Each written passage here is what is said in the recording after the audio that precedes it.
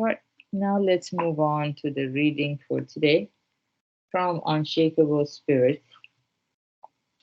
Today's story is number 55. The wisdom and strength of will to slay Mashu, shedding tears. The end of the Chinese Han Dynasty was a turbulent time that produced many larger-than-life figures. Song Quan, the ruler of Wu, and Cao Cao, the lord of Wei, each acquired great strength, together splitting the realm virtually in half. One other hero, Liu Bei, was squeezed into a small area between them under constant pressure. Liu Bei's eye fell on the brilliant military strategist Zhuge Liang, who was then living in reclusion, farming in fine weather and studying when it rained, enjoying a life of dignified leisure far removed from the chaos of the times. 3 times Liu Bei called at Zhuge Liang's residence in hopes of recruiting him. Won over by his demonstration of respect and sincerity, Zhuge Liang became his devoted advisor and with great savvy and adroitness succeeded in establishing the kingdom of Shu. Thus began what we know as the period of the 3 kingdoms, with Shu, Wu, and Wei locked in a 3-way rivalry. Liu Bei, the founding emperor of Shu, died without having achieved his full intent. He was succeeded by his son, Liu Shan.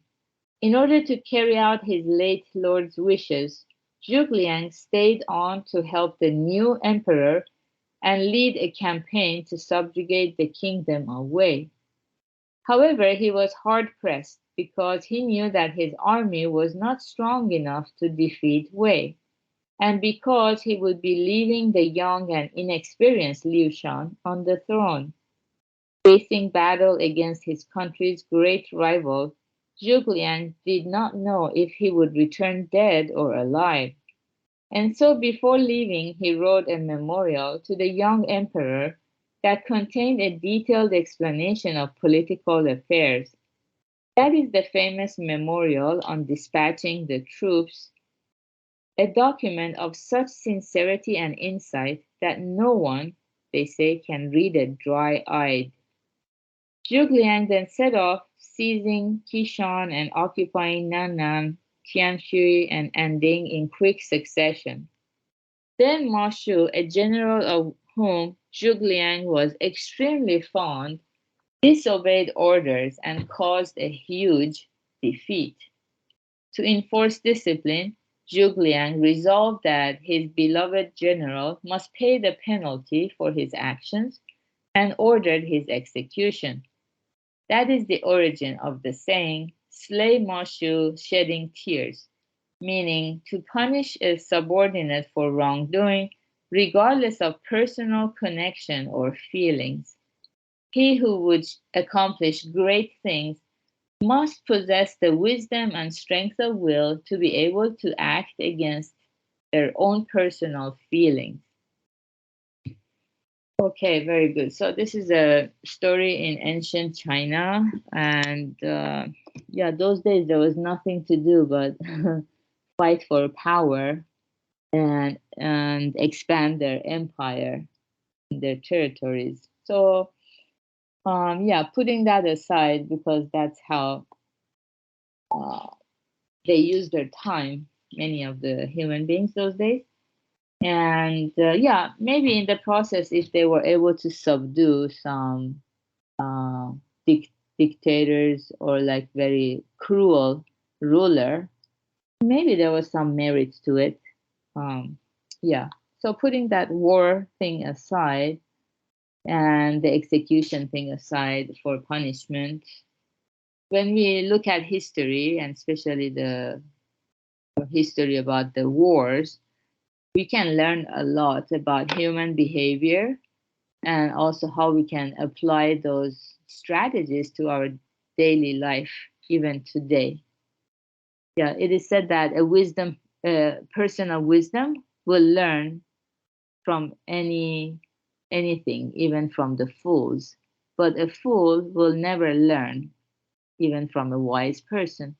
So, looking back at history is very important to learn. And the lesson I learned here about how a man or woman who is able to accomplish great things in life, they must possess the wisdom and strength of will to be able to act against their own personal feelings. Yeah, because if you analyze like our own personal feelings, what do we find there? Constantly we realize our ego telling us, oh, life is hard and I can't go on, and what is this all about? So we try to take a shortcut by finding those momentary pleasures to ease the current pain that we are in, which is, we all know, it's not a real solution to our problems. It's just a temporary diversion or distraction.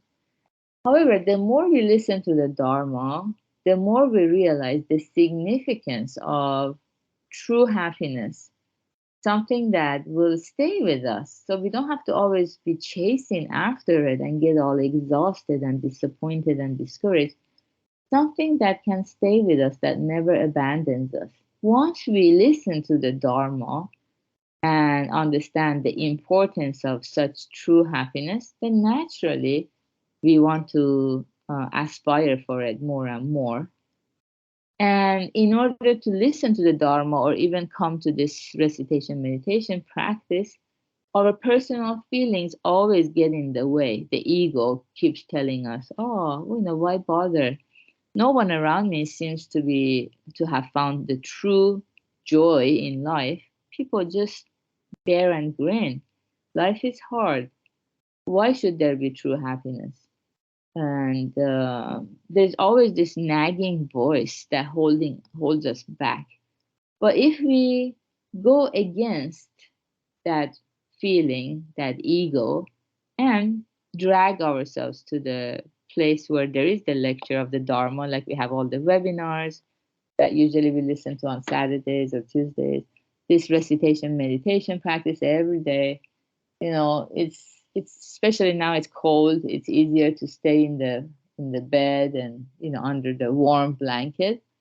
We don't want to get out, but if we want to accomplish great things in life, we must possess the wisdom and strength of will to be able to act against our personal feelings and choose what is right for us and for other people, benefiting myself by benefiting others.